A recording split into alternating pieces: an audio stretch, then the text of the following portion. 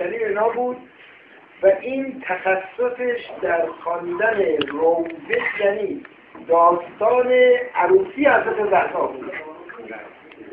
و خصوصیتش هم این بود که اینجور میکنه خیلی هم میپسندن اردبیلی ها میخواست نبوغ اردبیلی ها رو بود. گفت شبی که حضرت را عروس کردن و می‌روزن به خانه، حضرت پیامبر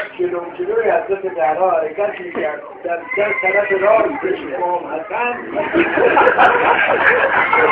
شبش امام حسین و حضرت خدیجه به سینه می‌زد که قربان مظلومیت دخترم بود.